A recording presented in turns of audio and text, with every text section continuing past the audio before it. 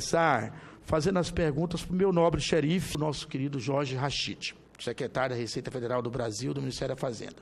Em audiência realizada nessa CPI, no dia 3/5/2017, o senhor Wilson Romero, presidente da Anfip, disse o seguinte: o governo atual dá uma pedalada na Constituição Federal ao misturar previdência do regime próprio da Previdência com Seguridade Social. Isso é muito claro, porque a Previdência dos servidores públicos está em outro capítulo da Constituição. A pergunta: Vossa Senhoria concorda com essa afirmação? O presidente da Anfip ainda continuou sua fala dizendo: nós não podemos pensar que há efetivamente o desembolso do governo de 13% do PIB. Muito pelo contrário.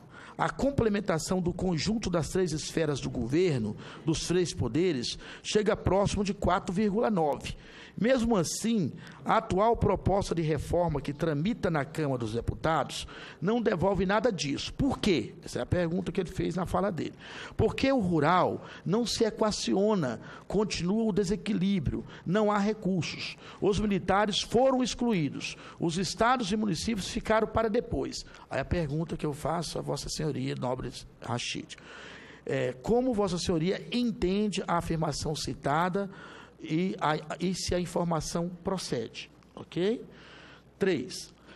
Indago também a Vossa Senhoria acerca de mais uma declaração dada na audiência anteriormente citada, quando o senhor Wilson Romero declara que, pelos nossos levantamentos, e isso está no nosso livro e no nosso panfleto que distribuímos nos últimos 5 anos, houve uma sequência de superávit. Se pensarmos em 2012, 2013, 2014 e 2015, são 120 bilhões e 220 bilhões, dinheiro que sobrou do orçamento da Seguridade Social. Pergunta, fecho aspas, lá do Wilson Romero, e pergunta a Vossa Senhoria. Vossa Senhoria acredita que os levantamentos da Anfip são condigentes com a realidade? 4. A pergunta a Vossa Senhoria, ainda sobre a declaração trazida pelo representante da Anfip, quando falou nessa CPI que, abre aspas, a Previdência talvez seja uma das maiores imobiliárias do país. Tem 5.600 imóveis, sendo que 3.400 deles são irregulares e ainda consome 20 milhões ao ano em manutenção e condomínio. O governo realmente tem essa estrutura disponível?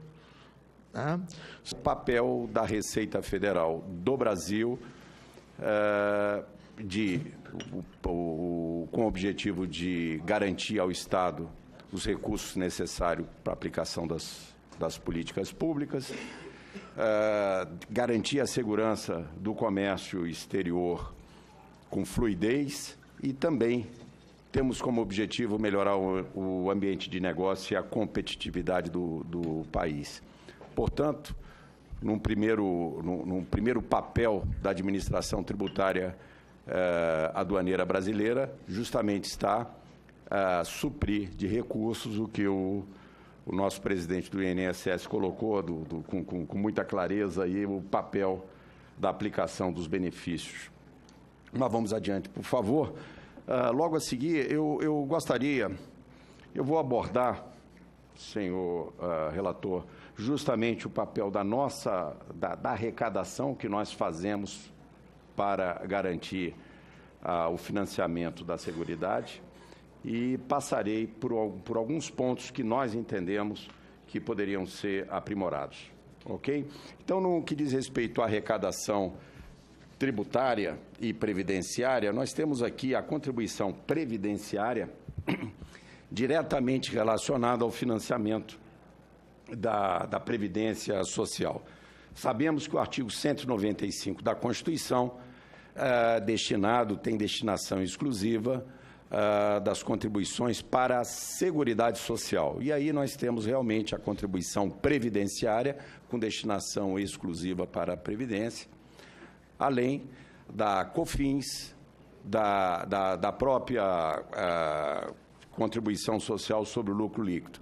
Lembrando que o financiamento para a Seguridade Social, além da Previdência Social, temos a assistência e temos a saúde. Então, nesse aspecto, a própria contribuição previdenciária, para os senhores terem uma ideia, é algo em torno de 30% da nossa arrecadação administrada pela Receita Federal, tão somente a previdenciária. E aqui eu trago um quadro bastante interessante, onde demonstra lá em 2007, justamente quando ocorreu a unificação da Receita Federal com a Receita Previdenciária,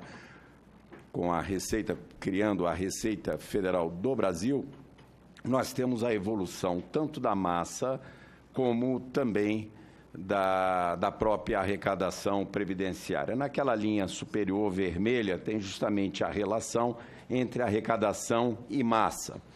Naquele ponto, 2011 para 2012, chamamos a atenção, marcamos justamente onde nós temos esta relação em torno de 31%, quase 32%, de arrecadação massa, quando nós percebemos que, neste período para cá, houve realmente uma redução desta relação e que nós buscamos justamente revê-la, retornar a uma posição melhor em 2015. Fizemos um movimento em 2015. Mais adiante, nós vamos verificar o papel da fiscalização da Receita Federal.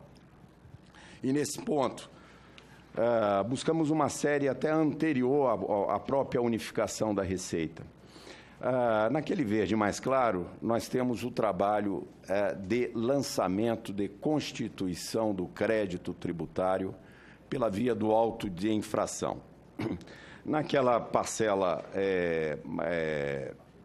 com verde mais escuro, nós temos também a constituição do crédito tributário, mas pela via da notificação do lançamento. São processos mais ágeis, onde abrange uma quantidade maior de contribuintes, e é isso que nós procuramos fazer com utilização bastante efetiva do trabalho de inteligência, de risco, de análise de risco, buscando uma maior produtividade na nossa força de trabalho. E, por falar em força de trabalho, uma das questões que foram colocadas aqui, aquela linha vermelha demonstra a redução efetiva do quadro dos auditores fiscais da Receita Federal. Saímos de algo em torno de mais de 12 mil profissionais, auditores fiscais da Receita Federal, e hoje estamos com o número abaixo de 10 mil auditores fiscais. Compreendo o senhor superintendente da Previc, a demanda, mas também nós temos demandas para ampliação do quadro. Mas nem por isso, dessa redução do quadro efetivo, houve redução do trabalho da Receita Federal. Nós contamos com auditores fiscais, com analistas tributários e demais profissionais, onde é possível identificar, no caso específico, né, elementos que dão suporte à redução de ilícitos perante a Previdência Social.